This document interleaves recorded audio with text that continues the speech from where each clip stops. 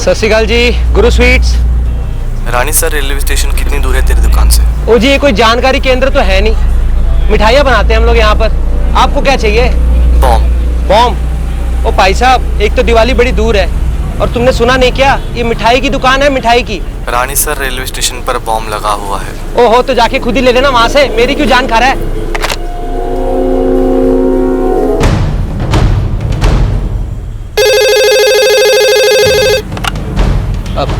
Hello. Phone मत काट। तुसी कौन बोल रहे हो जी? 15 मिनट है, बचने का मौका दे रहा हूँ तुझे। जा, रानी सर स्टेशन जा, रोक सके तो बॉम्ब को रोक। Hello hello.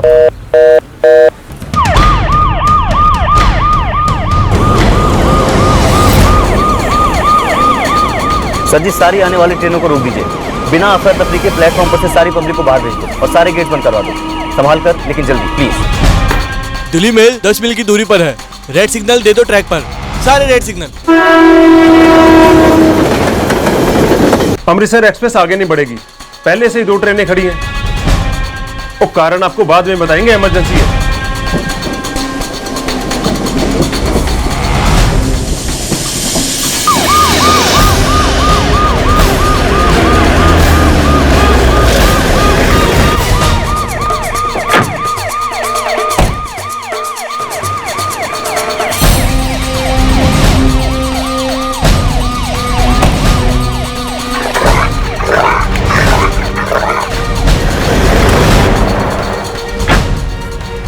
सर जी, मेरी दुकान की लैंडलाइन पे फोन आया था। लैंडलाइन का नंबर तो अभी।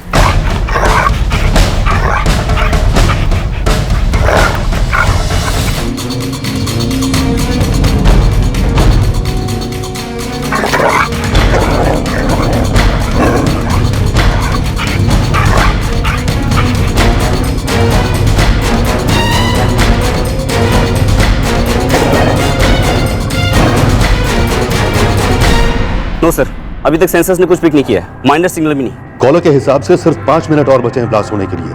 Get one thing very clear, हमें कोई डिजास्टर नहीं चाहिए। डिटेक्शन स्क्वाड को बढ़ा दो। सर, चारों की चारों टीम्स मेरे साथ है प्लेटफॉर्म पर और एक टीम उस फोन कॉल को ट्रेस कर रही है। सर, हम बॉम्ब को फटने नहीं देंगे।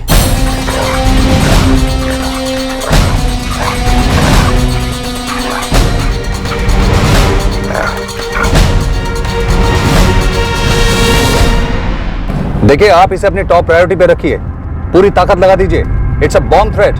किसी भी हालत में हमें इस कॉलर की डिटेल्स चाहिए, अभी चाहिए।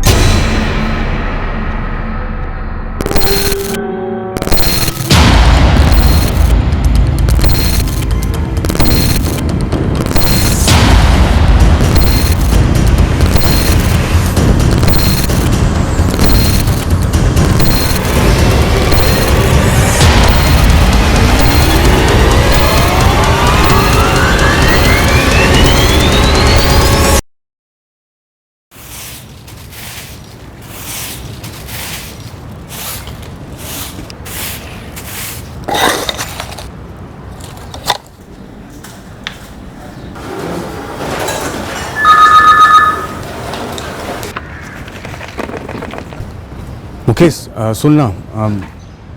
दिनेश, हम तुम्हारे बिना कहे समझ गए कि तुमको फिर जल्दी जाना है आज, और तुम्हारा काम हम कर लें। हाँ दोस्त, जल्दी है थोड़ी आज। और किसी को पता भी नहीं चलना चाहिए दफ्तर में कि तुम जल्दी चले गए हो। प्लीज यार। ठीक है, चल जा। आप शुक्रिया दोस्त, शुक्रिया। अब दिनेश, हमने कहा ना कि किसी को पता नहीं चलेगा। भाई हो हमारे तुम। चल चलता है।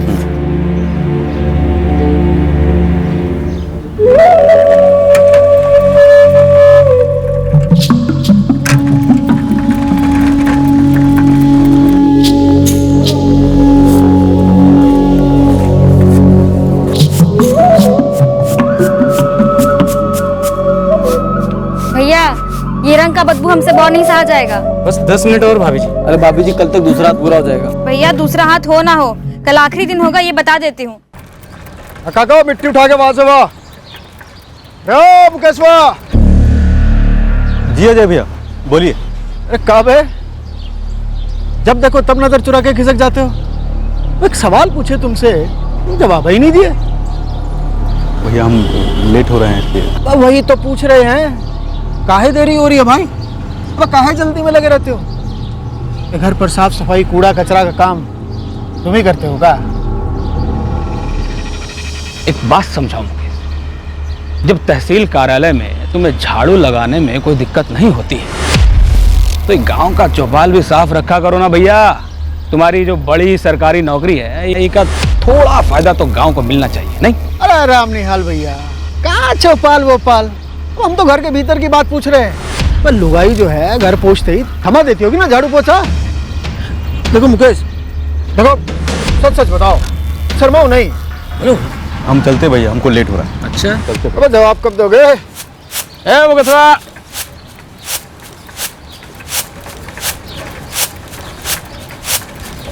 अरे विद्या, चाय चढ़ा दे, मुकेश आ गया है। हाँ अम्मा जी, चढ़ा दी। राम राम मुकेश भैया। राम राम।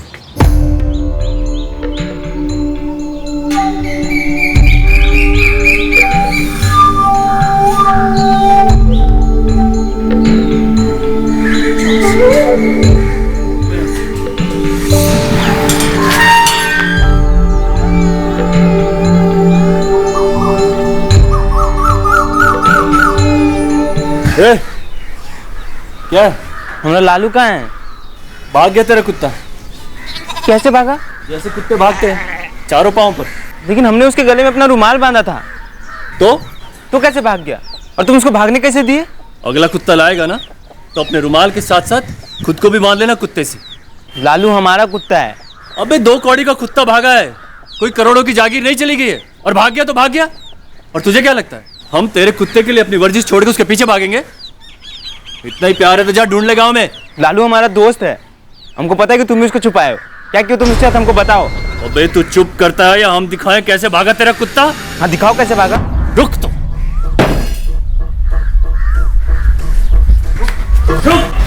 अबे रुक। साले ऐसे ही भागा था तेरा कुत्ता भी। बच्चू, अगली बार हमको अगर आसपास भी दिखाई दिया ना तो तू भी ऐसे ही भागेगा जैसे तेरा कुत्ता भागा था 4 पैरों पे।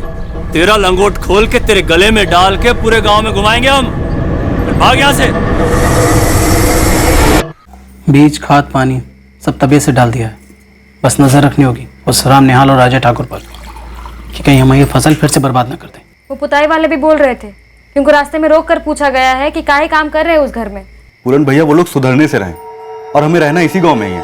तो क्या उनकी मनमानी सहते रहे? थक जाएंगे एक दिन, देखिएगा। और कब तक चलेगी मनमानी? एक दिन बहुत जल्द आएगा जब उनके ताने, उनकी चुगलियां, हमारा नुकसान करना सब बंद हो जाएगा। और पता है वो कब होगा? जब हम दिल पर लेना बंद कर देंगे तब। क्या हाल है हमारे पहलवान का? कुश्ती कर रहा है अंदर। पहलवान को कल डॉक्टर से मिलाने ले जाना है। हम कल आएंगे काम से तो तुरंत निकलेंगे अस्पताल के लिए।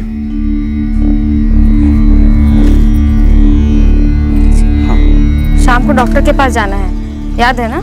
याद है विद्या। डॉक्टरनी डांटने वाली है पहलवान को कि कम कुश्ती करो।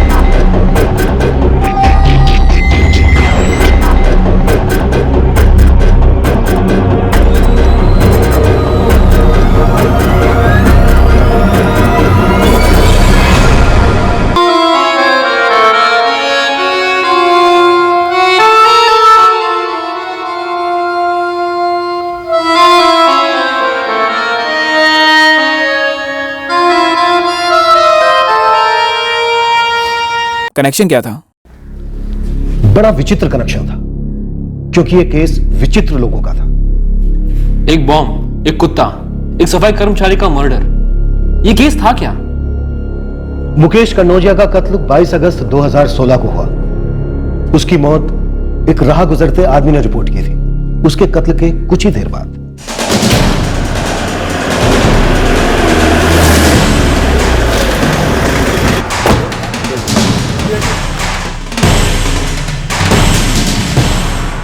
कंट्रोल रूम में किसने फोन किया था?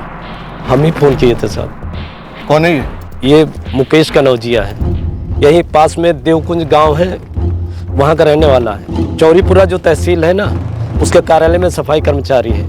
लेकिन इसको पहले हमने नहीं देखा था। तो फिर बिना देखे कैसे फोन किया? ना साहब, हमारी तो चाय की दुकान है, हम अपना स्टोव जला रहे थे, तभी दो आदमी बाइक से आए, बोले कि सड़क पर एक लाश पड़ी है। तो हम देखने आगे दौड़ के यहाँ आए तो देखा कि अपना मुकेश कनौजिया है।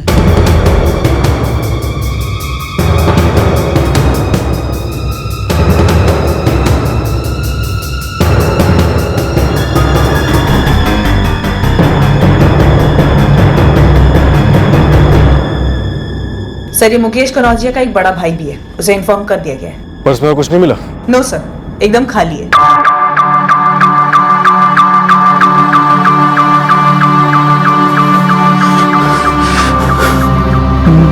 मुकेश, ये सब कैसे हो गया? हमारा भाई तो सवेरे काम पे निकला था। पूरन जी, हमें मुकेश की लाश बंदीपुर के रास्ते में मिली, वहां पास में इसकी साइकिल भी पड़ी थी। मुकेश, हमारा भाई है।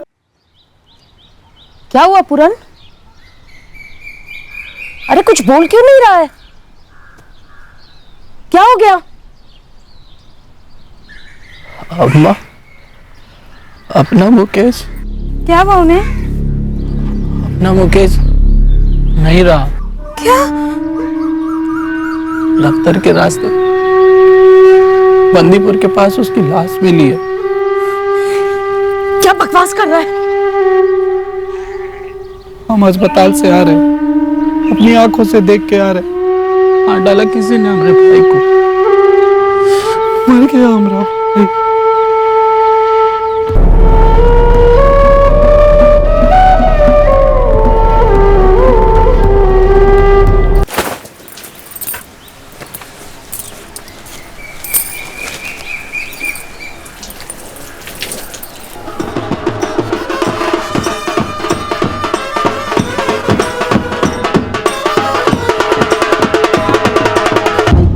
लाठी पर जो खून है वो मुकेश कनौजिया के ब्लड सैंपल के साथ मैच कर रहा है। मौत लाठी के वार से हुई होगी? 100%। 2 वार हुआ है, पहला सर के पिछले हिस्से पे, दूसरा सामने से माथे पर। बहुत ही मजबूती से वार किया गया है। तहसील ऑफिस में सफाई कर्मचारी था क्या? पर कैसे हुआ? क्या हुआ यशपाल जी? मनीष, हम कह रहे थे ना 8:30 बज गए हैं और मुकेश अब तक पहुंचा नहीं। जरूर कुछ माजरा है। बताइए भी, क्या हुआ? मुकेश के ऊपर किसी ने वार किया है, ऐसा बताया उन्होंने, और उसका देहांत हो गया है। क्या? पूरन जी, मुकेश का बटुआ एकदम खाली मिला है और उसकी लाश के पास उसका फोन भी नहीं मिला। आप मुझे उसका फोन नंबर दीजिए। फोन कंपनी से बोलिए मुकेश के इस नंबर का जल्द से जल्द रिकॉर्ड निकाल के दें। पूरन जी, मुकेश का फोन बंद आ रहा है। मैडम जी, ये सब कुछ रामनिहाल दीक्षित और अजय ठाकुर का किया करा है। कल रात को ये मुकेश से कह रहे थे कि कब तक चलेगा इन लोगों का मनमानी? सालों ने हद ही पार करके रख दिए, कोई एक मौका नहीं छोड़ते मैडम हम लोगों को बर्बाद करने का। मैडम जी, इन्हीं लोगों ने मारा है हमारे भाई को। कौन है रामनिहाल दीक्षित और अजय ठाकुर?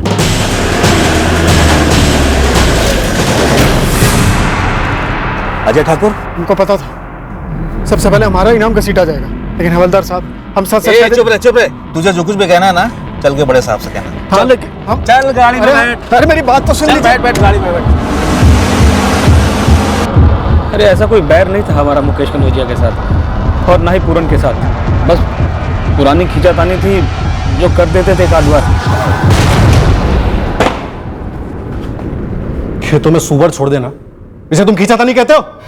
मुट्ठी भर अनाज उगाते हैं हम लोग, उन लोगों ने वो सारा का सारा बर्बाद कर दिया।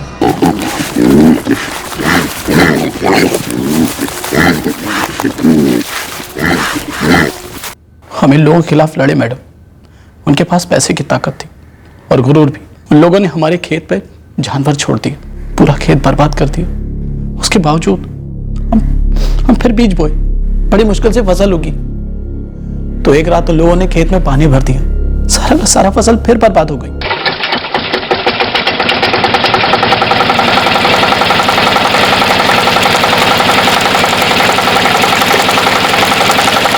हम दोनों भाइयों ने मिलकर बांध बांधा, उन लोगों ने उसको भी तोड़ दिया।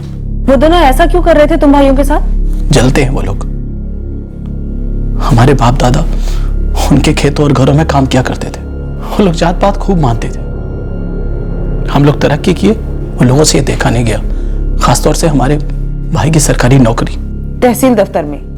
हाँ मैडम, हमारा भाई सरकारी नौकरी करने लगा, वो लोग आग बबूला हो गए। हमारे भाई को अच्छी तनख्वाह मिलने लगी, हमने पक्का घर बनवा लिया। ये सब उनसे देखा नहीं गया। फसल बर्बाद करना तो था ही, अब आते जाते करके सब लोगों को ताने भी मारते थे वो लोग, यहां तक कि घर में पुताई करने वाले लोगों के साथ भी उन लोगों ने हमारी बुराई की मैडम। जंगली सुअर की तरह दौड़ा दौड़ा कर मारूंगा तुम दोनों को सालों। सच बताओ, मुकेश को खुद मारा या मरवाया? नहीं साहब, हमने कुछ नहीं किया। साहब वो चिढ़ाना विढ़ाना थोड़ा ज्यादा हो गया था, मानते हैं, माफी मांगने को भी तैयार हैं। पर उनके खेत में हम कभी जानवर नहीं छोड़े, वो तो अपने आप से चले आते हैं, हमारे खेत में भी चले आते हैं साहब। हम सिर्फ टांग खींचते थे मुकेश और पूरन की, बस कोई निजी दुश्मनी नहीं थी हमारी। हमारे लॉकअप में भी टांग हाथ सब कुछ खींचा जाता है, पर हमारी भी कोई निजी दुश्मनी नहीं होती, सिर्फ सच निकलवाने के लिए सब कुछ करना पड़ता है। तो अब बोलोगे या फिर सब कुछ खींचना शुरू करूं? बोलो। सब मानते हैं कि हमने बहुत जाति की मुकेश के साथ, सारी हदें पार कर दी उसे नीचा दिखाने में, उसे ताना मारने में। हम जलते थे साहब उससे, पर साहब ये कत्ल वतल करने जितना बुद्धू नहीं है हम, जबकि हम जानते हैं कि सबसे पहली उंगली हम पर ही उठेगी। आज सुबह तुम दोनों कहाँ थे? हम तो घर पर थे। हम भी घर पे थे साहब, वो थोड़ा खरीदी करने के लिए बाहर गए, वो आप लोग डर लिए हमको। लाठी से सर फोड़कर मुकेश को मार डाला? नहीं साहब। पर अब झूठ बोल रहे हो? नहीं साहब, सच बोल रहे साहब। एक सच हम बोलते हैं, हमारा जो डंडा है ना, वो उस लाठी से कम नहीं है जिससे तुमने मुकेश पर हमला किया। पर हम तुम्हारा सर नहीं फोड़ेंगे, तुम्हारे पूरे बदन की हड्डियों की चटनी बना देंगे। इसलिए तुम दोनों आपस में फैसला कर लो, कौन बिना नमक मिर्च के सच बताएगा। 5 मिनट है तुम दोनों के पास।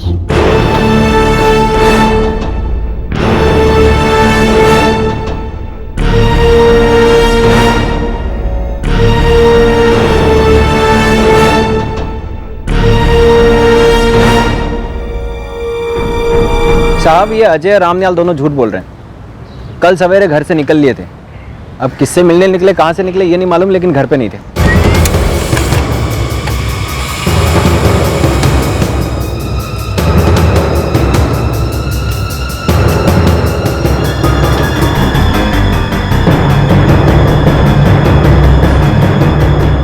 सर ये दोनों झूठ बोल रहे हैं। सुबह 8 बजे दोनों की फोन की लोकेशन बंदीपुर थी, जहां मुकेश मारा गया। ये लोग अपने आप को ऊंचा समझते हैं, इसलिए मुकेश के सफाई कर्मचारी होने पर भी उसे नीचा दिखाने की काफी कोशिश कर रहे थे। सर गांव वालों का कहना है कि मुकेश को जितनी सैलरी मिलती थी तहसील ऑफिस में, ये दोनों खेती करके भी उतना नहीं कमा पाते थे। सारे जलन की जड़ यही है सर। और कत्ल, क्या कत्ल करने जितनी जलन थी मुकेश की कमाई को लेकर? सर मुकेश का फोन अभी भी बंद आ रहा है, उसके फोन की लास्ट लोकेशन क्राइम सीन ही था, बंदीपुर। मुकेश के फोन रिकॉर्ड्स में कुछ और मिला? कोई दूसरी औरत या ऐसा ही कुछ? ये दोनों जलन खाए अजय और रामनिहाल के अलावा कोई और एंगल नजर आ रहा है? कोई शक करने जैसे फोन कॉल्स? नो सर, उसके सारे कॉल्स उसकी पत्नी, उसके भाई और उसके ऑफिस, तहसील ऑफिस में किए गए हैं और इनकमिंग्स भी वहीं से ही है। विक्रम, तुम अजय और रामनिहाल को क्रैक करो, ये दोनों जरूर कुछ जानते हैं। निर्मला सर, तुम मुकेश के तहसील ऑफिस जाकर उसके कलीग्स के साथ बात करो। हो सकता है इस हैरेसमेंट के बारे में उसने अपने कलीग्स को बताया हो। ये clear open and shut case नजर आ रहा है। लालू लालू लालू लालू लालू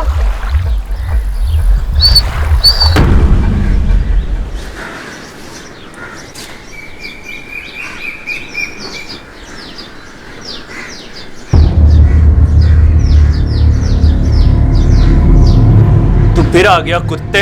हमारा लालू गांव में कहीं नहीं है, क्योंकि वो कहीं भागा ही नहीं। उनको पता है कि वो तुम्हारे ही घर के अंदर है। तुम्हारा खेल खत्म हो गया, तो बाहर लेके आओ।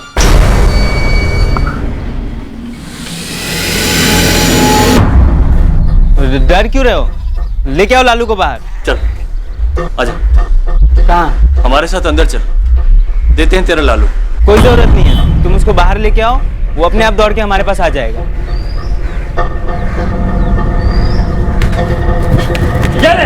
लेके जा तेरा लालू।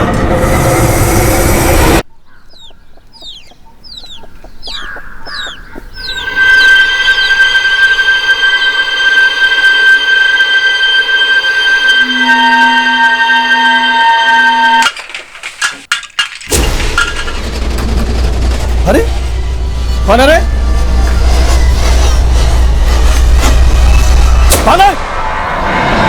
पौने 8 बजे अजय तुम अपने घर से निकले। 8 बजे बंदीपुर के पास पहुंचे, जहां रामनिहाल पहले से ही घात लगा के बैठा था।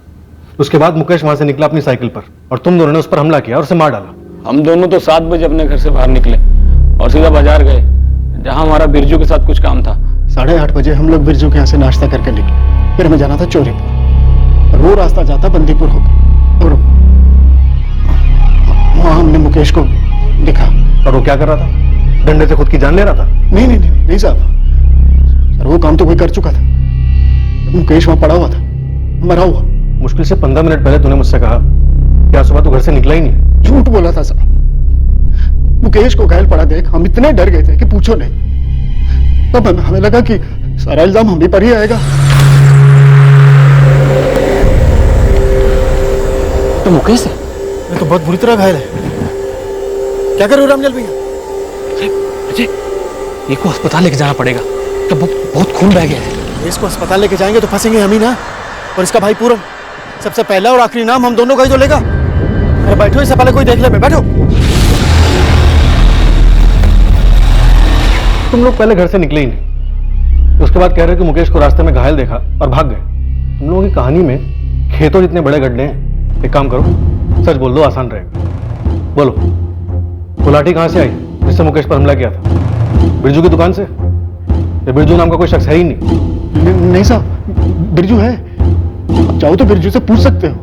साहब, आप चाहो तो नंद किशोर से भी पूछ लीजिए। मुकेश को ऐसा हालत में देखने के बाद हम उसी से मिलने गए थे। फिलहाल तुम दोनों से पूछो 3 सवाल। पहला, मुकेश को खुद मारा या किसी से मरवाया? 2, क्यों मारा या मरवाया? और 3, मुकेश का मोबाइल कहाँ है? ना हमने मुकेश को मारा ना मरवाया। उसका मोबाइल कहाँ है हमें नहीं पता। मुकेश 3 साल से सर्विस कर रहा था यहाँ, लेकिन गांव में उसका किसी से कोई झगड़ा ऐसा तो उसने कभी बताया नहीं।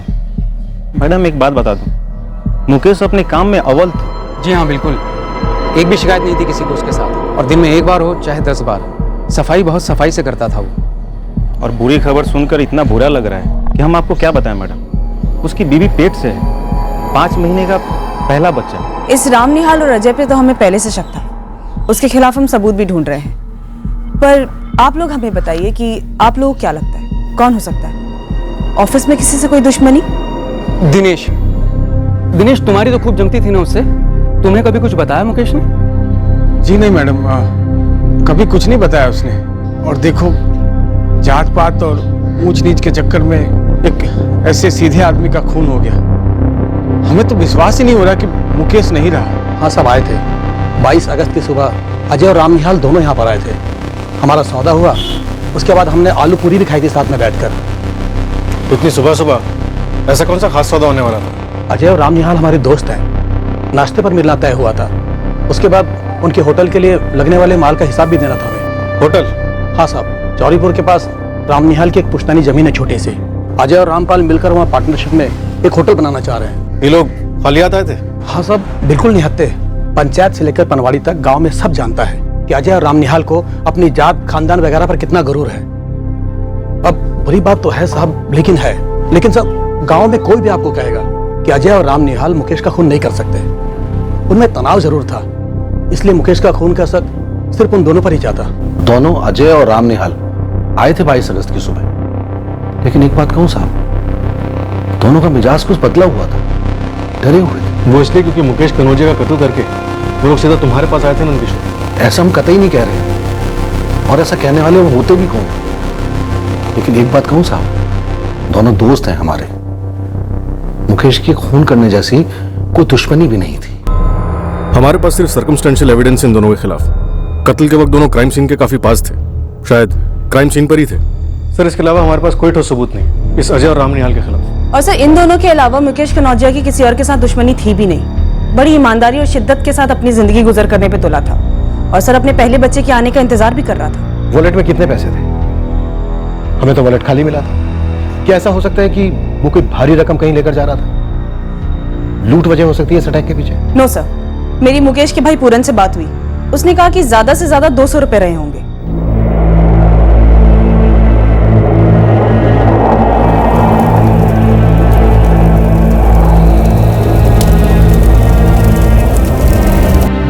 रो ले बेटी, रोकर तेरा दुख हल्का होगा।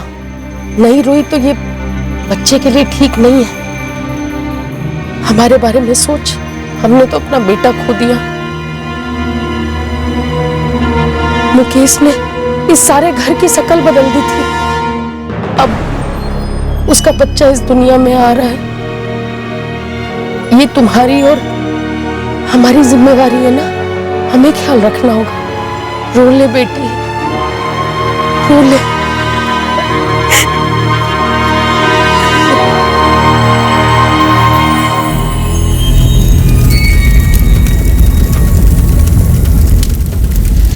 पर एक बात है, हमने सबसे पहला शक किया अजय और राम निहाल पर, क्योंकि यही दोनों नाम सबसे पहले हमारे सामने लाए गए, और इन दोनों नामों को हमारे सामने लाया मुकेश के भाई पूरन ने।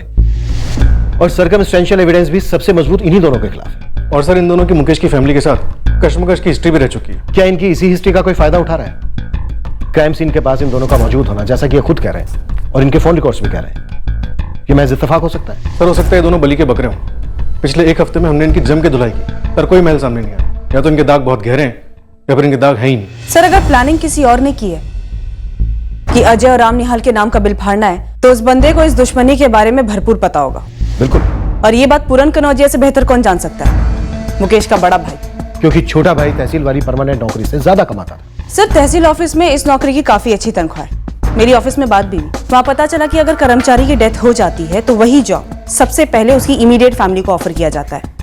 फिर तो सर पूरन की बैठे बैठे जॉब लग जाती। शायद सर अब मिलने वाली भी होगी। सर, शायद इससे भी ज्यादा कुछ था। शायद मुकेश को रास्ते से हटाकर एक तीर कई निशाने वाली बात। एक तो जॉब, दूसरा अजय और राम निहाल को फंसाना, और तीसरा शायद ऐसा कुछ जो हमें फिलहाल दिख ना रहा हो। सर, मैंने पूरन के कॉल रिकॉर्ड्स चेक किए, एकदम क्लीन है। कत्ल के वक्त वो अपने घर पे था, देवकुंज गांव में। उसकी मां ने कंफर्म भी किया है। और सर, जब कत्ल के बाद मैंने उसे फोन किया तब वो अपने खेत में काम कर रहा था। लेकिन इस वजह से तो उसे क्लीन चिट नहीं दे सकता ना। यह भी तो हो सकता है कि उसने काफी पहले सुपारी दे दी हो किसी को, और उसको बताया हो कि इतने बजे उसका भाई यहां से गुजरता है, रोज का रूटीन है, मौका देखो और मार। सर, मुझे लगता है मुकेश पर अटैक करने वाला कोई पहचान वाला नहीं होगा, क्योंकि अगर पहचान वाला होता तो मुकेश के सामने से गुजरते वक्त उसको देख सकता था, और अगर ये अटैक फेल हो गया होता तो मुकेश बच सकता था। ऐसे में अटैकर तो बचने से रहा।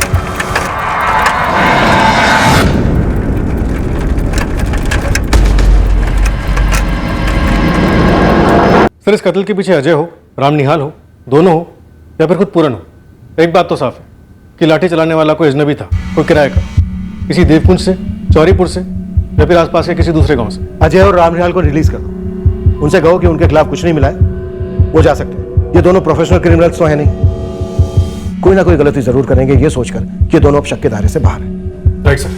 और इस पूरन के पीछे भी अपने आदमी लगा दो। ये जो राम लक्ष्मण वाले देसी घी के लड्डू परोस रहा है ना, ये लड्डू मुझे कुछ ज्यादा ही मीठा लग रहा है।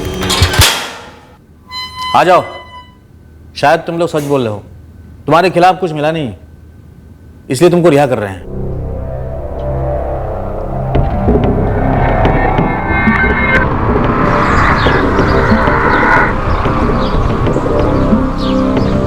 किसकी दुश्मनी? कैसी दुश्मनी? विद्या, हमें रामनिहाल और अजय पे शक है, और अगर उन्होंने ऐसा किया है तो यकीन मानो हमारा, हम उन्हें छोड़ेंगे नहीं। पर तुम हमें बताओ, क्या कभी मुकेश ने तुमसे ऐसी कोई बात शेयर की, छोटी से छोटी बात भी?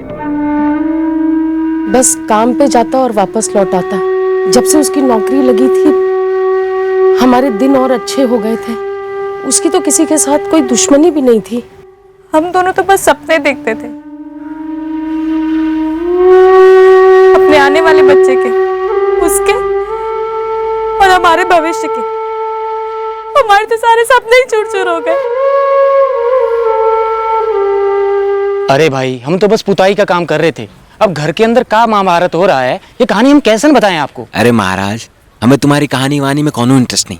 तुम दोनों ये बताओ, तुम 2 हफ्ता से उधर काम कर रहे हो ना, तो कुछ टेढ़ा वेढ़ा देखे हो? जैसन जैसन ये जो मुकेश है, सवेरे सवेरे काम पर चला जाता हो, उसके बाद उसके भैया जो है पूरन, वो भी खेत चले जाते हो, और बीच में वापस घर आ जाते हो, कुछ देर सुस्तियाते हो, फिर वापस चले जाते हो, समझे ना? ए असलम, सीधा पूछो ना कि पूरन भैया और मुकेश भैया की जोरू के बीच कोनो टेढ़ा संबंध है या नहीं? ठीक है भैया, सीधा पूछते हैं, कौन टेढ़ा संबंध है का? भाई हम दीवार रंगते हैं, अब लोगन की जिंदगी कितनी रंगीन है वो का हमसे का लेना देना। और असलम सुनो, तुम्हारे सवाल का ना एक ही जवाब है, और वो है ना, 14 दिन से वहाँ काम कर रहे हैं, ना किसी को आते देखा ना जाते देखा, और ऐसा ना उल्टा पुल्टा सवाल हमारे दिमाग में नहीं आता।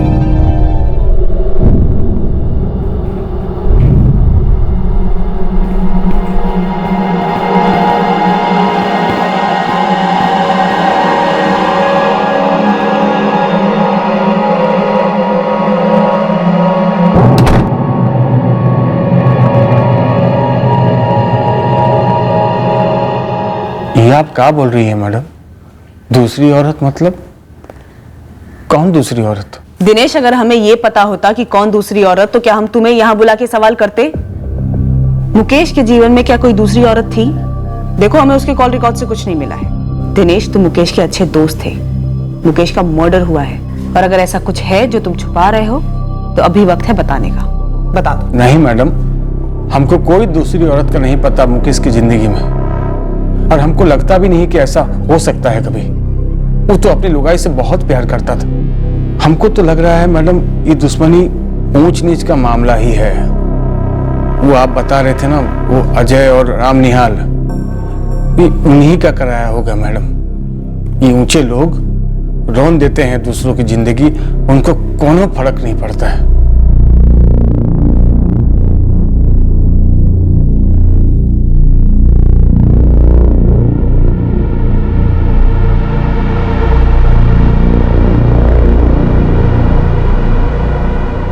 साहब, काफी समय से हम ये रामनिहाल और अजय पर नजर रखें, उनके कुछ कामगारों को भी हम अपनी तरफ कर लें। किसी की जुबान पर एक शब्द नहीं है मुकेश के मर्डर को लेकर। किसी कामगार का इस्तेमाल किया हो सकता है? नहीं साहब, ऐसा किया होता कब का धर लिया होता और आपके सामने ला दिया होता। ये मामला कुछ और है, घर में आपस का मामला है जो पकड़ में नहीं आ रहा साहब।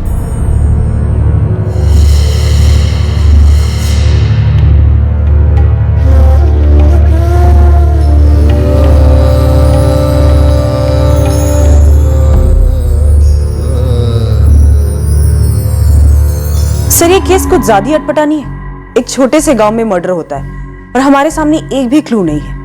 आसपास के सभी गांव के हिस्ट्री शीटर्स के मूवमेंट को ट्रैक किया कि कहीं से किसी ने सुपारी ली इस मर्डर की, बट सर हमारे सामने कुछ भी नहीं आया। मोटिव की भी अगर बात की जाए तो हमारे सामने सिर्फ इतना है कि अजय और रामनिहाल दोनों मुकेश को नीचा दिखाते थे। इसके अलावा हमारे सामने और कुछ भी नहीं है। देवकुंज पूरा छान चुके, चौरीपुर में जितना हो सके रडार फैला है, आसपास के जितने भी गांव हैं सब जगह अपना नेटवर्क फैला, माधोगंज, रतनपुर, नंदपुर, सब जगह। शायद कुछ सामने आ जाए, ऐसा कुछ जो केवल मुकेश जानता था, उसने किसी और को ना बताया। अभी आदमी मारा गया है तो कोई तो वजह होगी इसको मारने की।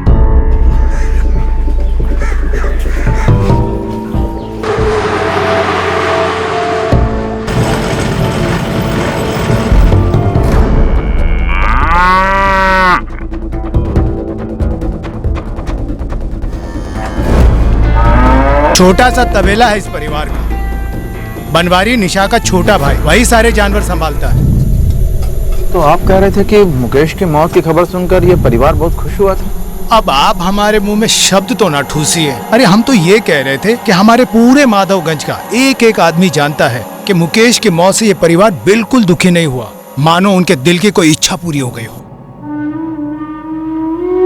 चलो अच्छा है, अब उन्हें समझ आएगा कि दर्द क्या होता है। थोड़ा भुगतेंगे तो अपने आप समझ जाएंगे और फिर झेलने की आदत भी लग जाएगी। पूरन की एक्स वाइफ? हमें कैसे नहीं पता चला? क्योंकि किसी ने आपको बताया ही नहीं।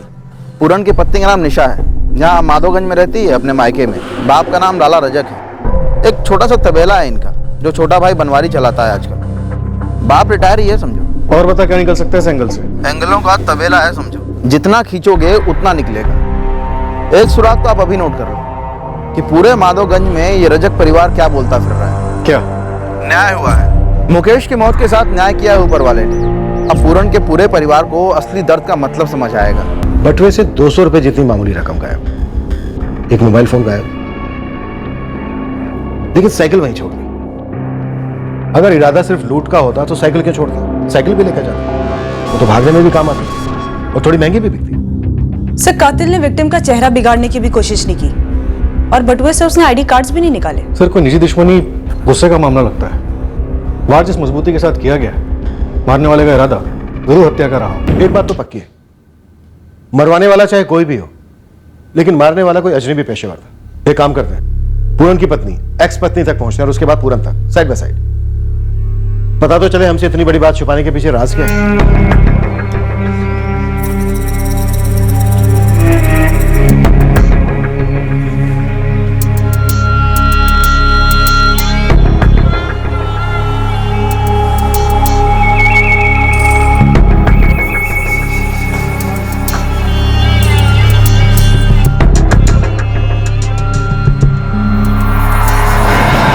मुकेश कनौजिया, उसका काम, उसका घर, उसका कत्ल, उसके भाई पूरन की एक्स वाइफ, ये सारी बातें एक ही केस की लगती हैं। लेकिन रानी सर, वो बॉम्ब थ्रेट, उसका कनेक्शन अब भी क्लियर नहीं हुआ है। क्या वो बॉम्ब ढूंढा गया था?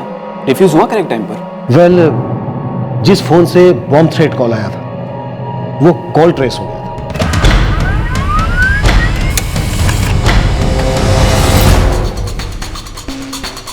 यूपी, उत्तर प्रदेश से कॉल था। Yes sir.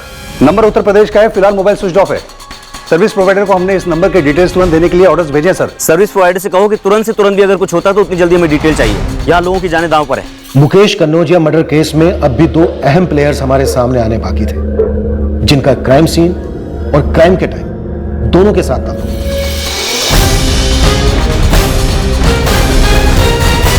मुकेश कनौजिया के कॉल रिकॉर्ड्स टोटल ब्लैंक निकला, कहीं कोई कनेक्शन नहीं, रिमोट सा भी नहीं। नो, कुछ भी नहीं। पर कनेक्शन दरअसल मोबाइल फोन के साथ था, उस इंस्ट्रूमेंट के साथ, क्योंकि 200 रुपए के अलावा सीरियसली वही एक कीमती चीज थी जो चुरा कर ले गया था कोई कत्ल के बाद। अब हमारे सामने सस्पेक्ट्स की पूरी टीम खड़ी हो गई थी, पर इस गेम का कॉल कहीं जाकर वो चुराया हुआ मोबाइल फोन साबित होने जा रहा था। लालू, लालू, लालू, लालू, लालू,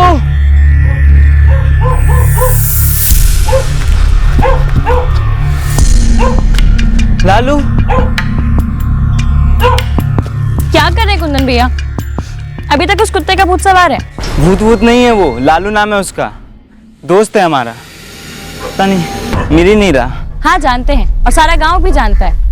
कब आप उस कुत्ते को ढूंढना छोड़ेंगे और एक जिम्मेदार आदमी की तरह कुछ काम काज करेंगे? तुम अपना काम करो और हमको हमारा काम करने दो, समझी?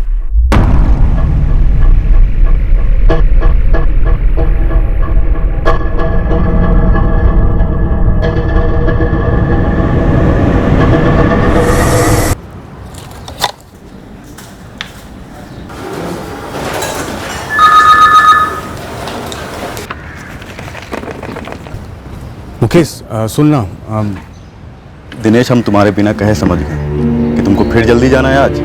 और तुम्हारा काम हम कर लें। हाँ दोस्त, जल्दी है थोड़ी आज। और किसी को पता भी नहीं चलना चाहिए दफ्तर में कि तुम जल्दी चले गए हो। प्लीज यार। ठीक है, चल जा। शुक्रिया दोस्त, शुक्रिया। अब दिनेश, हमने कहा ना कि किसी को पता नहीं चलेगा। भाई हो हमारे तुम। चल चलता।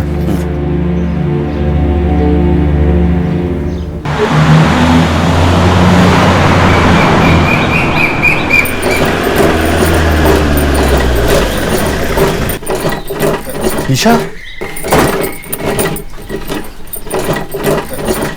जी, कहिए। निशा कनौजिया। निशा रजक, हम पूरन और उसके परिवार से अलग हो चुके हैं। तो फिर मुकेश कनौजिया को कनौजिया परिवार से अलग करने का क्या कारण था? किसे सुपारी दी थी तुमने? ऊपर वाले को, भगवान को। हम भगवान से रोज यही प्रार्थना करते थे कि पूरन और उसका परिवार कभी खुश ना रहे। उन्होंने जितनी तकलीफ हमें दी है उसका पूरा हिसाब होना चाहिए और यही होना चाहिए। और देखिए, उसकी शुरुआत हो गई। एक बेरहम कत्ल को तुम अच्छी शुरुआत का नाम दे रही हो निशा? आप हम लोगों पर किस हिसाब से इल्जाम लगा रही हो? आपकी बेटी का गुस्सा और नफरत खुद ही सारे गुनाह कबूल कर रहा है। मैडम, जिस तरह से दही को मथने के बाद मक्खन तैयार होता है ना, उसी तरह सालों तक बहू को छलने के बाद ना वो तेजाब उगलती है। और ये दर्द से वही जान सकता है जिसने उसे सहा हो। जलील करके निकाला था मुझे उन लोगों ने घर से। साहब वो झूठ बोल रही है। वो खुद घर छोड़ के गई थी 2 साल पहले। तो फिर आप लोगों ने हमें बताया क्यों नहीं? रामनिहाल दीक्षित और अजय ठाकुर पर तो तुरंत उंगली उठी थी आप लोगों की। साहब, क्या पूरन भाई साहब का गुस्सा निशा दीदी ने हमारे पति पे निकाला? देखिए, इस वक्त हमें सिर्फ शक है। वैसे सुनने में आया है कि निशा की फैमिली मुकेश की मौत से काफी खुश है।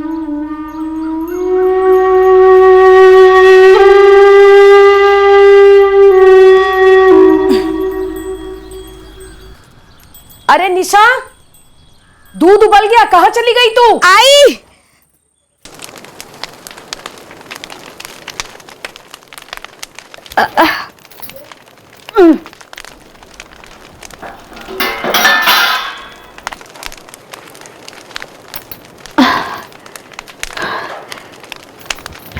माँ जी, किस पतीले पे लिखा है कि सिर्फ और सिर्फ महारानी?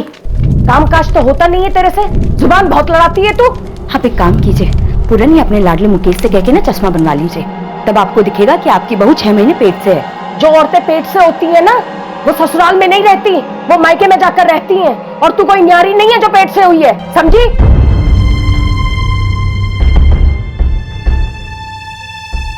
जब हमारी माँ ही नहीं रही तो हम मायके कैसे आते डिलीवरी के लिए? ये सब जानते हुए भी बस सास ताने कसती रही, पर पूरन के मुंह से अपनी माँ के खिलाफ एक शब्द नहीं निकलता। ऐसे क्या देख रही हो? हम नहीं पड़ेंगे तुम औरतों के झगड़े में। झगड़ा? एक तरफा हमला हो रहा है हम पर। तुम्हारी बीवी है, तुम्हारा बच्चा पाल रहे अपने पेट में। देखो, हम और मुकेश खेतों में खून पसीना एक करते हैं, ऊपर से वो रामनिहाल और अजय ठाकुर वो अलग से हमारा खून चूसते हैं। अधमरे होके घर लौटते हैं, रोटी खाकर हमको सोने दो। अरे लेकिन हम तुम्हारे ये सास बहू की नौटंकी में हमें कोई दिलचस्पी नहीं है। जो भी मसला है आपस में निपटा लो और हमें सोने दो, बस। झेलती रही, लेकिन जब हमने बेटी जनी ना तो और नहीं झेला गया। अगर हमारी जगह कोई और होती ना तो उन तानों से जान दे देती अपनी। तो निशा, तुमने मुकेश की जान क्यों ली? बदला तुमने मुकेश से क्यों लिया? बदला लेने वाले हम कौन है? बदला तो ऊपर वाले ने लिया है उनसे। लाला जी, आप अपने किए को ऊपर वाले का फैसला साबित करने की कोशिश मत कीजिए। आप ये बताइए कि किसे सुपारी दी थी, मुकेश को क्यों मारा? और निशा, तुम तो पूरन से अलग हो गई थी ना, तो फिर मुकेश पे इतना गुस्सा क्यों? हम मुकेश पे गुस्सा नहीं थे, लेकिन उन सबको उस पर घमंड था भरपूर। घमंड? हाँ, मुकेश की सरकारी नौकरी का घमंड। अब ये तेरी नौकरी हम सबकी नैया पार कराएगी। अब हमारी हालत सुधर जाएगी अम्मा। महीने का 15,000 मतलब गजब है। हम लोग खेत से 6,000 तक नहीं पहुंच पाते थे। अब पहुंचेंगे भैया। अब आप अकेले खेत संभालो और मैं नौकरी संभालता हूँ। क्या बोली? अलग घर बनाते। क्या कमी है इस घर में? इज्जत की कमी है। बात हमारी होती तो हम सहन कर लेते, पर अब बात तुम्हारी हो रही है। गोल गोल बात न घुमाओ, सीधे सीधे बोलो, क्या बात है? सीधी बात ये है कि अभी तक तो अम्मा जी सिर्फ हमें ताने देती थी, लेकिन अब हमारे जरिए वो तुमको निशाना बना रही है। कैसे? कैसे? अरे ऊपर वाले के घर में देर है अंधेर नहीं। अब इस बच्ची के हाथ तो मुकेश ही पीले करेगा, पूरन के तो बस की नहीं है। देखो बकवास ना करो, तुम झूठ बोल रही हो। ठीक है, अभी मुकेश की शादी होने वाली है, उसकी बीवी आएगी, वो बोलेगी ना, तब तुम्हें पता चलेगा। अब वो तो पीठ पीछे बोलने से रही, लेकिन जब वो तुमको, हमको और हमारी बच्ची को ताने देगी ना, तो आपके मुकेश की साझेदारी रहेगी। इस घर को तोड़ने की कोशिश मत करना, सोचना भी मत, बात भी मत करना आइंदा। अरे नहीं साहब, घर तोड़ने की बात तो वो पहले से करती आई थी, मुकेश की नौकरी लगने के पहले से। उसे छला भी बहुत पहले से जा रहा है, शादी के तुरंत बाद से। हकीकत तो यह है कि निशा हमेशा से चादर के बाहर पैर फैलाना चाहती थी, हम लोगों की जिंदगी दुश्वार करके रखी थी। निशा का विद्या से क्या बैर था? कुछ भी तो नहीं साहब। जब निशा दीदी घर छोड़कर जा रही थी, हम पूछे थे कि क्यों वो अपने ही घर में आग लगा रही हैं। घर क्या होता है विद्या? तलवार की मियान होती है, जिसमें दो परिवार साथ साथ नहीं रह सकते। लेकिन दीदी, हम दोनों में तो कोनो बैर नहीं है ना, और पूरन भैया और मुकेश जी में बहुत प्रेम है। उन दोनों को तो ऐसे लग मत कीजिए, हम आपके सामने हाथ जोड़ते हैं ऐसा मत। अब इतना मीठा बनने की कोशिश मत करो विद्या। जितना घमंड अम्मा जी को मुकेश की नौकरी और उसकी तनख्वाह पर है ना, उसका डबल तुमको है। ऐसा बिल्कुल भी नहीं है दीदी। दीदी छोड़िए ना, मत जाइए ना। हम जानते हैं विद्या, तुमको इतनी तकलीफ क्यों हो रही है माई जान से, क्योंकि अब रोज ताने सुनने के लिए कोई नहीं होगा। लेकिन अब हम फैसला कर चुके हैं, हम इस नौटंकी का किरदार नहीं बनेंगे। बस हम जा रहे हैं। नहीं गौरी, ओ गौरी, कहाँ हो? चलो, हमें अपने घर जाना है। वो विद्या तो मीठी छुरी है, लेकिन वो ऊपर वाला है ना, उसकी लाठी में आवाज नहीं होती, लेकिन कहर बरसाता है। और देखिए क्या हाल कर दिया उसने कनौजिया परिवार का, जिन्होंने मेरा ऐसा हाल किया था। निशा ऊपर वाला अपनी जगह है, तुम फिलहाल उस नीचे वाले का नाम लो जिससे तुमने मुकेश पे लाठी चलवाई। लाला जी आप? हमने ऐसा कुछ भी नहीं किया है, और हम तो एक दुखी बाप हैं जिनकी बेटी का घर उजाड़ा उस परिवार ने। और उस परिवार को जब तकलीफ पहुंचती है ना, तो हमें बहुत सुकून मिलता है। आखिर उन्हें भी तो पता चले बेसहारा होने का दुख क्या होता है।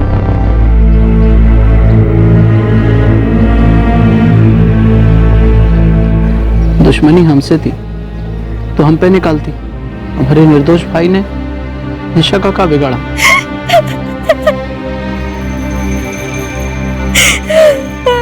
पूरन का कहना है कि उसने निशा को कई बार बुलाने की कोशिश की, पर वो जिद पे अड़ी रही कि उसे एक अलग घर चाहिए।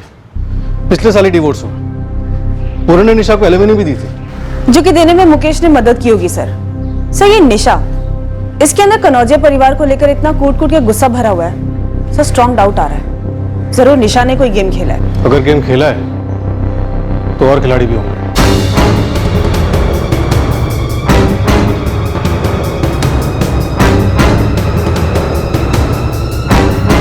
मम्मी मुझे और दाल चाहिए।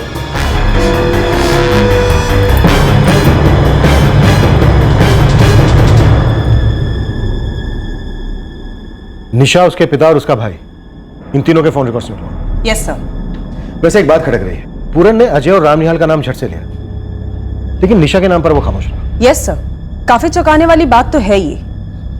सर ये निशा और पूरन हमारे सामने तू मैं तो कर रहे हैं, पर शायद इनके रिश्ते की असलियत कुछ और ही हो।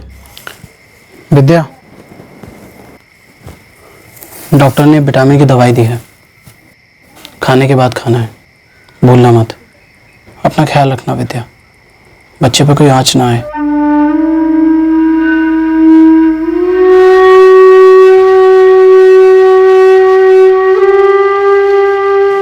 पूरन, कहीं ऐसा तो नहीं कि निशा की बद्दुआएं वाकई हमारे घर को लग गई हो?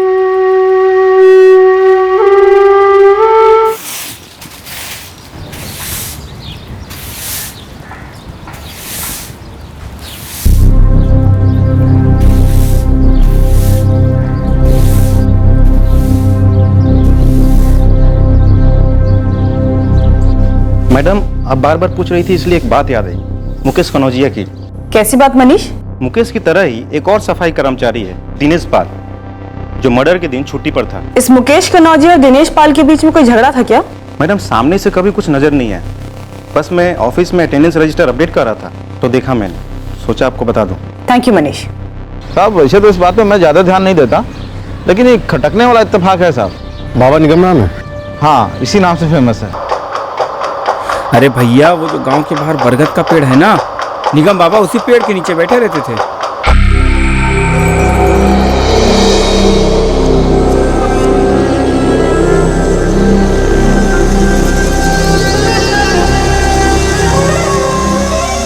22 तारीख को बाबा यहाँ से निकले?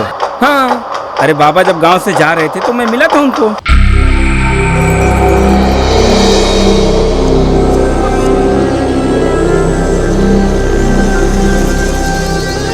प्रणाम बाबा। हरिओम। बाबा इधर कहाँ जा रहे हैं? जहां तक दिल कहेगा चले जाएंगे, फिर बैठ जाएंगे, फिर चल पड़ेंगे। हरिओम। बाबा मतलब माधवगंज उनका परमानेंट ठिकाना नहीं है? अरे भैया, किसी ने बाबा को पेड़ के नीचे बैठे देखा, फिर क्या बात फैल गई। अब सब लोग आ गए चढ़ावा लेकर के, परेशानी बताने लगे बाबा को, बाबा ये बाबा वो। गांव में सब जानते हैं इस बाबा को। गांव का हर आदमी एक ना एक बार तो जा ही चुका है इस बाबा के पास। शादी, बच्चा, भूत प्रेत, प्रॉपर्टी, हर रोग की दवा है इस बाबा के पास। हरिओम।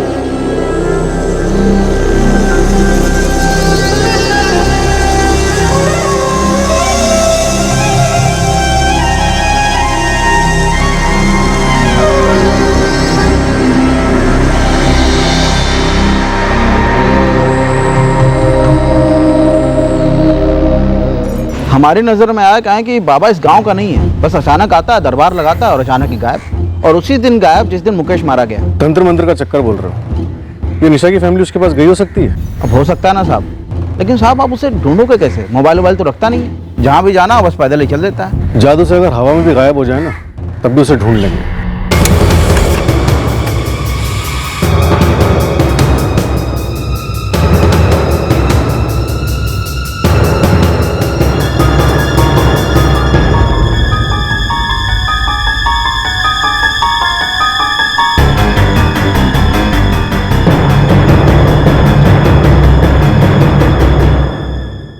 दिनेश पाल 22 अगस्त को पूरा दिन रत्नापुर में था। यस सर, मेरी बात हुई है।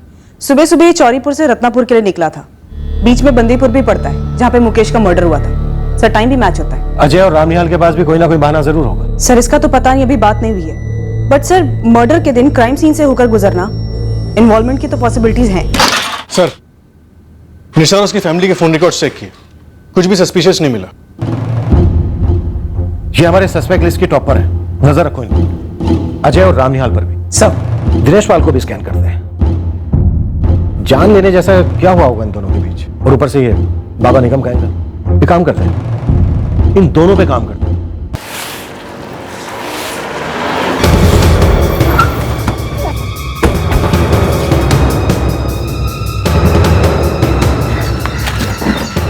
नमस्ते मैडम। नमस्ते। उस दिन जब हमारी बात हो रही थी मुकेश कनौजिया के बारे में, तुमने बताया नहीं कि मर्डर के दिन तुमने छुट्टी ली थी? वो हमारा एक पर्सनल काम था रत्नापुर में। जी जी जी। सुबह 8 बजे जब बंदीपुर के रास्ते में मुकेश का मर्डर हुआ, तुम भी वहीं से गुजर रहे थे? नहीं मैडम, हम तो 7:30 बजे बंदीपुर क्रॉस कर गए थे और मुकेश तो करीबन 8 बजे वहां से गुजरा था। ओह, यानी तुम्हें पहले से पता था उसके दिनचर्या के बारे में कि वो कितने बजे कहाँ से गुजरता है? तुम पहले से इंतजार कर रहे थे उसका? नहीं नहीं मैडम, ये आप क्या कह रही हैं? हम तो अपने काम से गए थे वहां।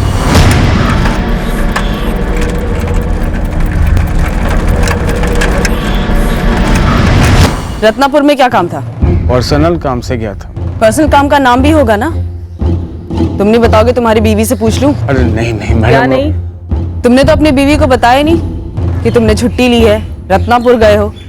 उस बेचारे ने तुम्हारे दफ्तर के लिए डब्बा भी पैक करके दिया था। डब्बा लेके दफ्तर ही तो जाएंगे ना मैडम। बात का है? रत्नापुर में है कोई आपका जानने वाला?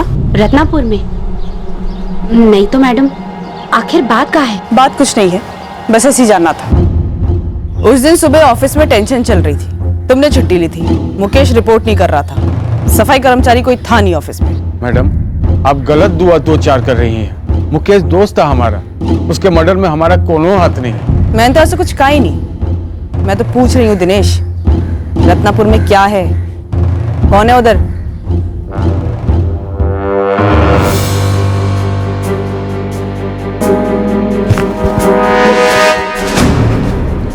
पाऊजी वो पुलिस के खबरी पूछताछ कर रहे हैं। किस बारे में? कि हम निगम बाबा से कितनी बार कब और कैसे मिले। निशा दी, हमको मुकेश की मौत की इतनी ज्यादा खुलकर खुशी नहीं मनानी चाहिए थी। जो बात दिल में थी वो बस जुबान पे आ गई। पुलिस को जो करना है कर ले। जब हमारा उस परिवार से कोई लेना देना ही नहीं तो डरने का क्या मतलब? निशा बेटा, माना कि उनको तकलीफ हुई तो हमें सुकून मिला, लेकिन क्या उनकी तकलीफ में हमारा कोनो हाथ था? आप हमसे पूछ रहे कि हम मुकेश को मरवाए? नहीं बाबूजी, हम मुकेश को नहीं मरवाए। ये है निगम बाबा, हम हमारी पूरी फैमिली के साथ गए थे इनसे मिलने और तब लिए थे फोटो।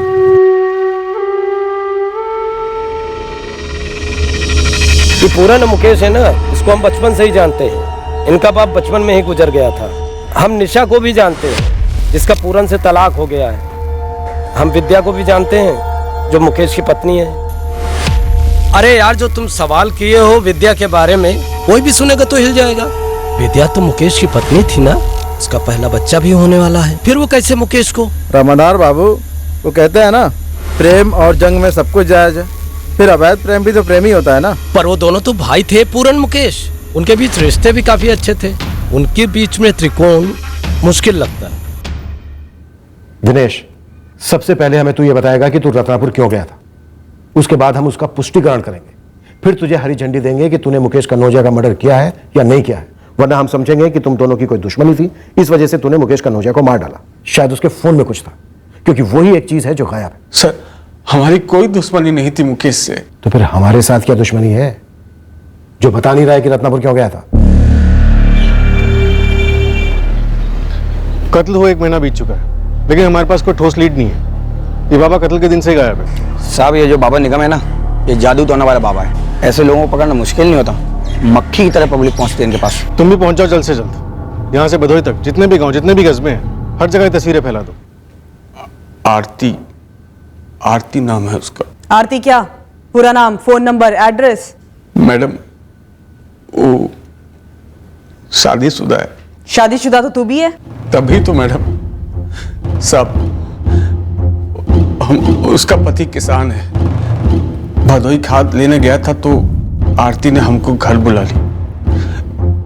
उसको ना घसीटो साहब, इसमें मेहरबानी होगी आपकी। पता करो रत्नापुर में आरती से मिलने गया था या नहीं। क्या एड्रेस लिख सर? लेकर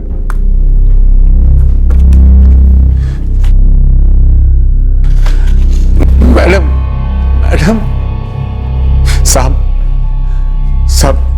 सीधी साधी औरत है। घर पर पुलिस जाएगी तो उसका पति को पता चल जाएगा, बवाल हो जाएगा साहब। हम दोनों की जिंदगी अब बर्बाद हो जाएगी साहब। जब पता है नतीजा इतना भयंकर हो सकता है तो फिर करते क्यों? करते कहाँ है साहब, हो जाता है, आइंदा नहीं करेंगे साहब। क्या आरती मुकेश को जानती थी? नहीं साहब, वो हमारी दोस्त है। दोस्त?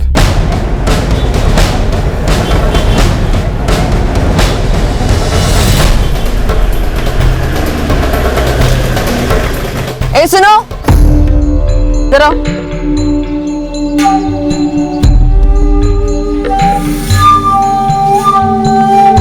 जी रत्नापुर के हो? हाँ, क्या काम है? कोई आरती कुशवाहा रहती है यहाँ पे? हाँ, रहती तो है। घर जानते हो उसका? हाँ, पता है। जाओ बुला लाओ उसको। क्यों? काम है, जाओ बुला लाओ। अच्छा सुनो, किसी को पता नहीं चलना चाहिए कि पुलिस आई है आरती से मिलने, ठीक है?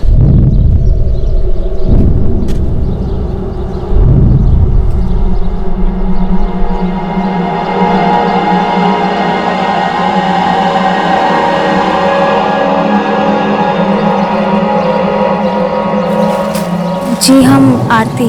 आरती, 22 अगस्त को सुबह 8 बजे से लेकर शाम को 6 बजे तक दिनेश पाल तुम्हारे साथ था, तुम्हारे घर में? आरती देखो, हम तुम्हारे अफेयर की बाल की खाल करने नहीं आए हैं। सिर्फ इतना बताओ कि दिनेश पाल तुम्हारे साथ था या नहीं, सुबह से लेकर शाम तक।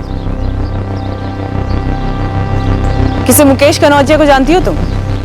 जी, वो कौन है? दिनेश के साथ काम करता था। 22 अगस्त को बंदीपुर के रास्ते पे उसका कत्ल हो गया है। हमने सुना तो था, पर पता नहीं वो कौन है। दिनेश ने कभी नहीं बताया तुम्हें? वो उस दिन के बाद से मिली नहीं।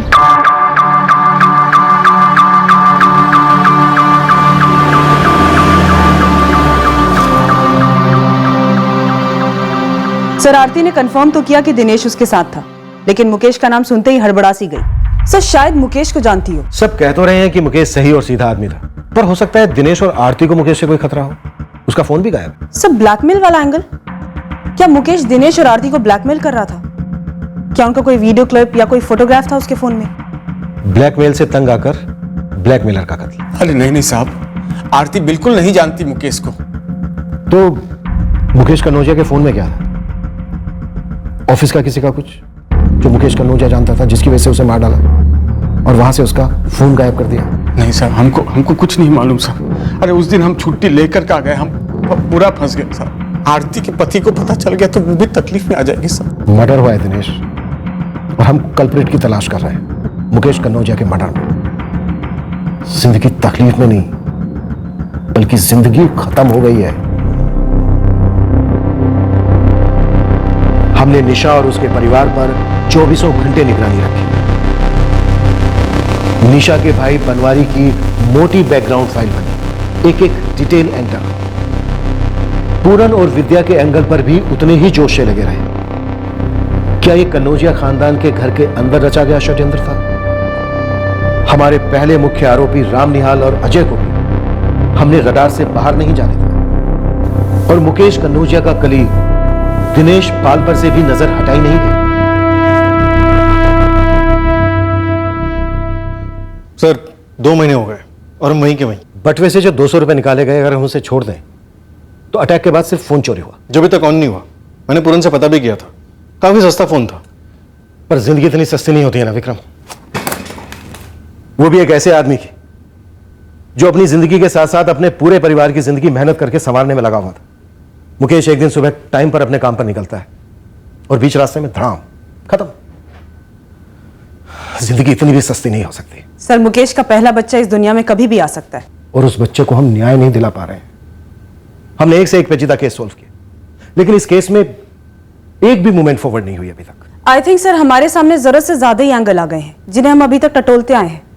For example sir, Ram Niall और अजय का उसके भाई मुकेश और पूरन के साथ अनबन, पूरन की एक्स वाइफ निशा का उससे गुस्सा, खुद पूरन का अपने छोटे भाई मुकेश की तरक्की से जलना, और फिर सर बाबा निगम का निशा की फैमिली के साथ लिंक, विद्या और पूरन के बीच कोई पॉसिबिलिटी, और सर दिनेश एक शादीशुदा आदमी अपने ऑफिस से छुट्टी लेता है एक शादीशुदा औरत के साथ वक्त बिताने के लिए। और इतने सारे एंगल्स में से हम एक भी इन्वेस्टिगेशन को डेड एंड से 1 इंच बाहर नहीं ले जा पा रहे। वो भी पूरे 2 महीने हो गए। सर एक सजेशन है। बोलो। कुछ वक्त के लिए इस केस को बैक बर्नर पर डाल देते हैं, कुछ नहीं करते, दूसरे केसेस में लग जाते हैं। मुझे लगता है कि ये केस खुद ब खुद कोई ना कोई सुराग जरूर देगा। हम केस को बैक बर्नर पर नहीं भी डालते तो भी शायद अपने आप चला जाता, क्योंकि वेरी ऑनेस्टली हमारे पास कुछ नहीं था। वो जो फोन था मुकेश का, जो आपको इस केस की नींव लग रहा था, क्या वो फोन रानी सर के बॉम्ब स्केयर में इस्तेमाल हुआ था? नहीं, दरअसल रानी सर का ये बॉम्ब स्केयर कॉल मुकेश के मर्डर से पूरे 4 महीने पहले हुआ था।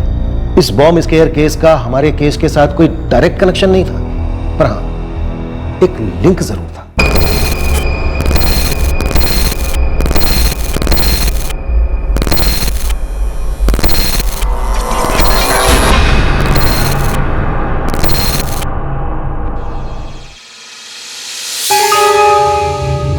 डिफ्यूज हो गया? स्टील का डब्बा था, पूरा स्टेशन स्कैन किया, लगता है रॉन्ग अलार्म था। देखिए हम फिर भी रिस्क नहीं ले सकते, आप एक बार पूरा स्टेशन दोबारा स्कैन कीजिए, एक एक कोना। फिर से स्कैन करता हूं पूरा, प्लीज। अगर किसी ने झूठा कॉल किया भी है तो हमें उस झूठे कॉल की तह तक जाना होगा विजय। बिल्कुल सर, कॉल उत्तर प्रदेश का ट्रेस हुआ है, एक टीम निकल चुकी है। केस फाइल करो, जो भी कॉलर है उसे अरेस्ट करो फौरन। ये किसी बहुत बड़ी कॉन्स्पिरेसी का हिस्सा हो सकता है या टेरर ग्रुप हो कोई, जो भी हो हम कोई चांस नहीं लेंगे, हम उसे लाइटली में नहीं लेंगे Vijay. Is that clear?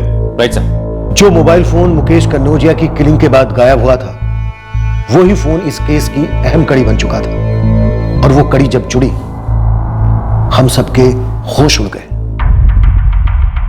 SIM number 444789857, ये वो सिम नंबर है जो इस IMI नंबर के इंस्ट्रूमेंट पर एक्टिवेट हुआ था, जो मुकेश कनौजिया का इंस्ट्रूमेंट।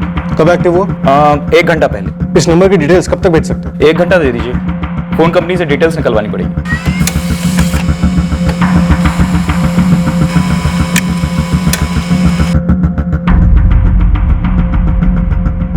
ब्रिजनाथ तिवारी भदोई कौन है? उठाओ इसे। बधोई के बिजनाथ तिवारी? नहीं, हम नहीं जानते। पूरन, तुम एक बार विद्या से भी पूछ कर देखो, क्या पता मुकेश ने कभी जिक्र किया हो। नहीं मैडम, हमें नहीं मालूम कौन है भदोई वाला बिजनाथ तिवारी, और ना ही मैडम मुकेश ने हमसे कभी जिक्र किया ये बारे में।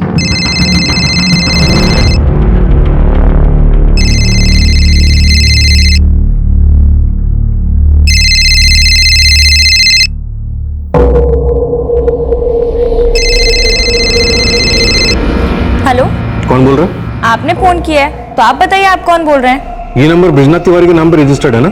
जवाब तब मिलेगा जब आप अपनी पहचान करवाएंगे। देवकुंड पुलिस थाने से पीएसआई विक्रम सिंह बोल रहा हूँ। अब बताओ। सर, ब्रिजनाथ तिवारी हमारे पापा हैं और ये नंबर हमारा है, गीता तिवारी। क्या समस्या हुई है सर? आप इस वक्त जहाँ से बात कर रही हैं वहाँ का एड्रेस दीजिए। ये पुलिस अब गीता के पीछे क्यों पड़ गई है? गीता का फोन उन्हें क्यों चाहिए अब? बता नहीं रहे हैं ना, आप बस जल्दी से आ जाइए। ठीक है, मैं आ रहा हूँ। ये हमारे बच्चे भी ना सच में बिल्कुल।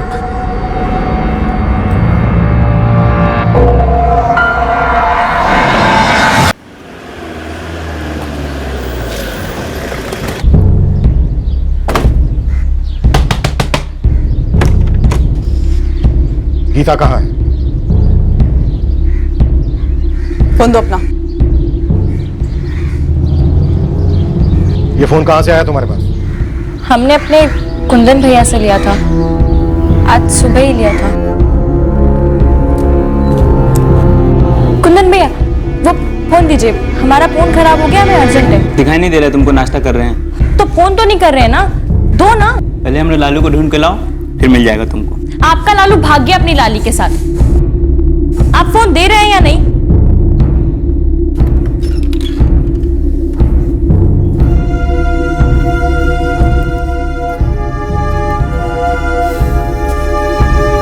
फिर कभी हमको नाश्ते के बीच में से मत उठाना, समझ गई?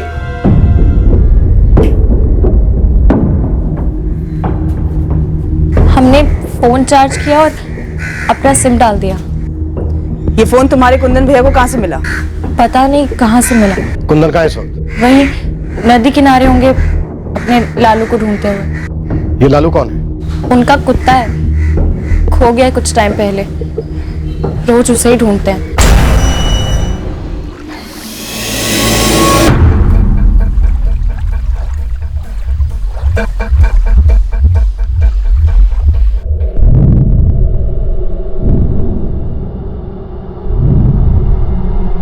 इस मोबाइल फोन के मालिक का मर्डर हो चुका है। अब तो बताओ कहां से हाथ लगा ये मोबाइल फोन? बताइए ना कुंदन भैया।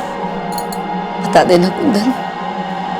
सर, ये फोन हमें हमारे लालू के बदले मिला है। कुत्ते के बदले फोन? किसने किया सौदा? सर, पहलवान सिंह। देख कुंदन, अब ना बस बहुत हो गया। तेरा कुत्ता वाकई में खो गया है, अब नहीं आएगा वो। भूल जाओ उसे, भूल जाओ उसे, ठीक है? लेकिन तुम उसको भागने ही कहे दिए। ये ले, ये फोन बेच दे और ले ले नया कुत्ता। लेकिन हमको कोई और कुत्ता नहीं चाहिए, हमको हमारा लालू ही चाहिए। आज ना हम तेरा सर फोड़ देंगे, भेजा खा जाऊंगा तेरा, तेरा खून पी, खून खून। रुक रुक।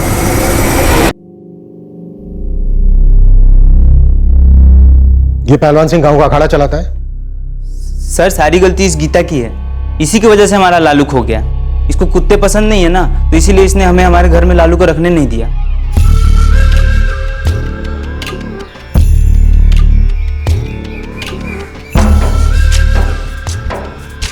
ये कहाँ से उठा लाया रे कुंदन? अम्मा, हम लोग तालाब के पास मिले थे और वहीं हमारी दोस्ती हो गई। ये अब हमारे साथ ही रहेगा। इस घर में तो ये नहीं रहेगा। काहे? इतना प्यारा तो है, हम करेंगे ना इसकी देखभाल। आप खुद को तो ठीक से संभाल पाते नहीं है, इस कुत्ते को कहाँ से संभालेंगे? कुत्ता कुत्ता क्या करती है? लालू नाम है इसका, लालू बोल। भैया, इसका नाम लालू हो, आलू हो, चाहे भालू हो, जो भी हो, पर एक घर पे तो नहीं रहेगा।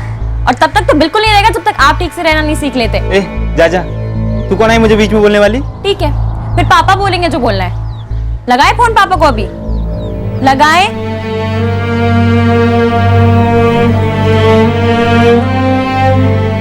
समझ नहीं आ रहा था कहाँ रखे हम अपने लालू को। फिर हम अपने मामा के पास गए।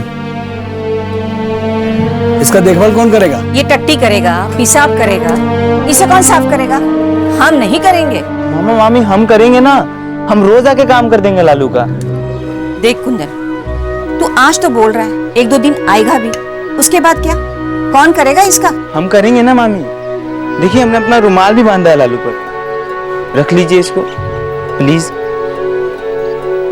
सर हम एक सुबह पहुंचे लालू के लिए खाना लेके, लेकिन वहां पे लालू नहीं था। लेकिन आप लालू को पहलवान को काहे दे दिए? तुम क्या बोले थे हमको? रोज आके टट्टी पेशाब साफ करोगे उसका। 2 दिन हो गए तुम नहीं आए। अरे पूरा आंगन बदबू से भर गया था। वो तो शुक्र मनाओ पहलवान का, उसको लालू पसंद आ गया तो लेके चला गया वो। अरे सर पहलवान से हम रोज लड़े, हम वहाँ रोज जाते थे और वो रोज यही बात बोलता था कि लालू नहीं है। सर अभी तक हमको हमारा लालू नहीं मिला। और इस पहलवान ने लालू के बदले तुझे ये फोन दिया? जी सर। अरे हद है साहब, वो पागल कुंदन झूठ बोल रहा है। पहलवान सिंह, वो झूठ बोल रहा है या तुम? हमारा जो अखाड़ा होता है ना हवालात, वहाँ पे सारा सच निकल जाता है। ओ साहब, हम पूछते नहीं पहलवान है, पूरे गांव में इज्जत है हमारी। आज तक कोई गलत काम नहीं किए हैं और हम किसी मुकेश कनौजिया को नहीं जानते। वो कुंदन, अरे साहब उसका स्क्रू ढीला है, बकवास कर रहा है वो। हम काहे कुत्ते के बदले फोन देंगे उसको? ले चलो। हमारी गांव में इज्जत है साहब, हमारी बात तो सुनिए साहब। हम कोई फोन वोन नहीं दिए हैं। ए कुंदन, झूठ काहे बोल रहा है बे? सर ये झूठ बोल रहा है, यही हमको फोन दिया है सर। एक एक हड्डी तोड़ देंगे कुत्ते। पहलवान ठंड रख, ठंड। ये तेरा अखाड़ा नहीं, हमारा पुलिस स्टेशन है। माफ कीजिए साहब, लेकिन इसका कुछ कीजिए साहब। ये सर फिरा झूठ मूठ हमें फंसा रहा है। कब से मेरा कुत्ता ढूंढो करके हमें परेशान कर रहा है। और तूने वो परेशानी मिटा दी, खुद लाठी से मुकेश के सर पे वार किया था ना, सिर्फ एक मोबाइल के लिए। अरे नहीं साहब, हम पहले ही बता चुके हैं, हम किसी मुकेश कनौजिया को नहीं जानते हैं। Sir 1 second. सर पूरन से बात हुई, तहसील ऑफिस में दिनेश से भी बात हुई। मुकेश का इस पहलवान से कभी कोई कनेक्शन रहा ही नहीं। तो ये निशा ने तो उसे सुपारी नहीं दी? सर निशा और उसकी फैमिली के भी फोन रिकॉर्ड चेक किए, उनसे भी इस पहलवान का कभी कोई कनेक्शन नहीं रहा। साहब आप सारे पुलिस रिकॉर्ड चेक करवा लीजिए। हमारे खानदान से, पूरे अखाड़े से एक भी आदमी का नाम पुलिस रिकॉर्ड में नहीं है। इसका है, और इस मेंटल को रत्नापुर की पुलिस ने पहले भी अरेस्ट किया था। पूछिए इसके घर वालों से। कुंदन इससे पहले गिरफ्तार हो चुका है? हाँ जी, हमने इस कुंदन तिवारी को अप्रैल 2016 को गिरफ्तार किया था। और चार्ज क्या था? रानीसा पुलिस का वांटेड बंदा था ये। इसने रानीसा रेलवे स्टेशन पर बॉम्ब थ्रेट दिया था।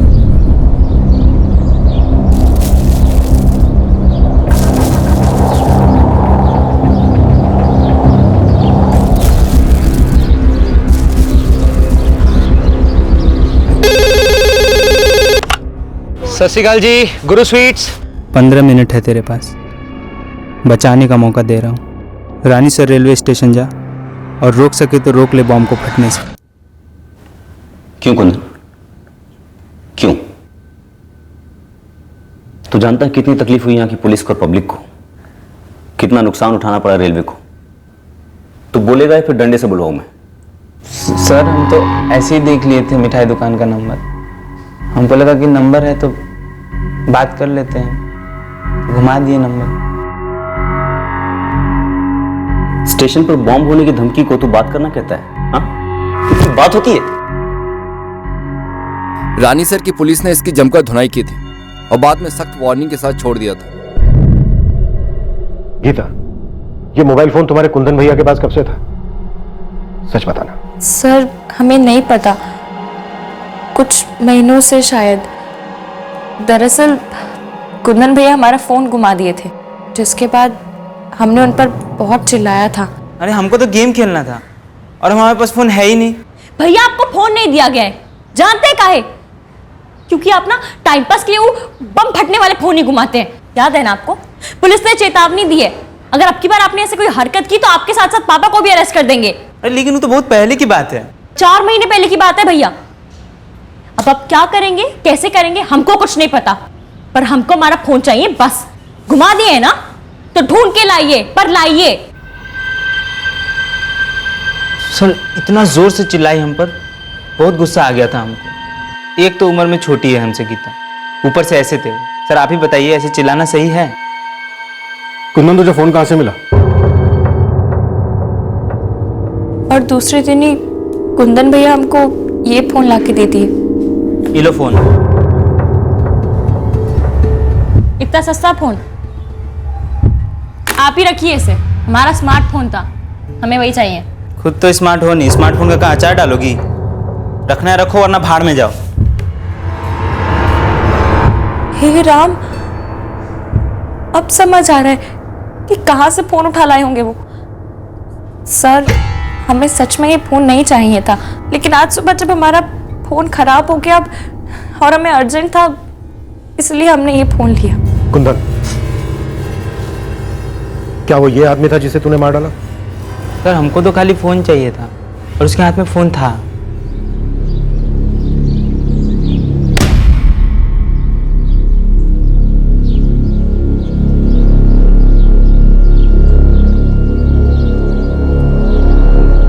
सर हमको लगा कोई तो आएगा जिसके पास फोन होगा, इसलिए हम वहां रुके रहे थोड़ी देर। थोड़ी देर बाद एक आदमी आया साइकिल पर। ये आदमी आया था साइकिल पे? सर हमको चेहरा तो याद नहीं है, क्योंकि सर हमको तो खाली फोन चाहिए था ना। तो सर हमारा लक बहुत अच्छा था क्योंकि उसके हाथ में फोन था।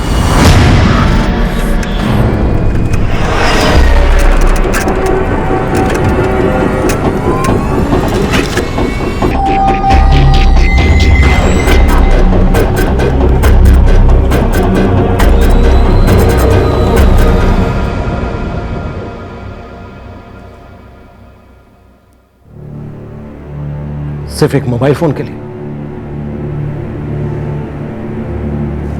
कुंदन, ये आदमी वो था जो तू नहीं है। एक जिम्मेदार आदमी था, एक ईमानदार आदमी था। गरीबी में पैदा हुआ था, लेकिन अपने परिवार को, अपने होने वाले बच्चे को गरीबी से ऊपर उठा रहा था। इसकी बीवी एक बच्चे को दुनिया में लाने वाली है, लेकिन ये अपने बच्चे का चेहरा देखने के लिए जिंदा नहीं है। जानता है क्यों? क्योंकि तुझे इसका मोबाइल फोन चाहिए था। क्या कहें साहब, हम उसके बचपने को कभी समझ ही नहीं पाए। बचपना? ब्रिजनाथ जी, बॉम्ब की धमकी देना, एक आदमी को जान से मार देना सिर्फ एक मोबाइल फोन के लिए, यह बचपना नहीं है। यह बहुत ही क्रूर, स्वार्थी और विकृति के साथ किया गया संगीन जुर्म है। इसके लिए कानून आपके बेटे को कड़ी से कड़ी सजा देगा। कत्ल किया है उसने। हमने तो हमेशा उसे अच्छी ही सीख देने की कोशिश की है, जो जाहिर सी बात है गई नहीं। उसके दिमाग में, दिल में कभी आपने सोचा कि ये सीख क्यों नहीं जा रही है? कोई दीवार है उसके दिमाग में या दिल में? कोई मसला है? कभी वक्त बिताया उसके साथ ये जानने के लिए? लगता तो नहीं है। नतीजा आपके सामने है।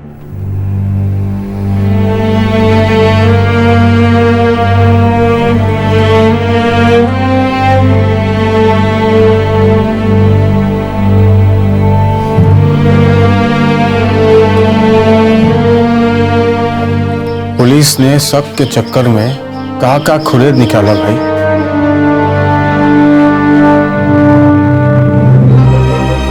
बाबूजी, हमने आपसे भले ही कहा कि हमें खुशी हुई थी दिल ही दिल में, लेकिन नहीं हुई थी। मुकेश अच्छे आदमी थे, इस बेकार में मारे गए। किसी के साथ ऐसा ना, दुश्मनों के साथ भी नहीं।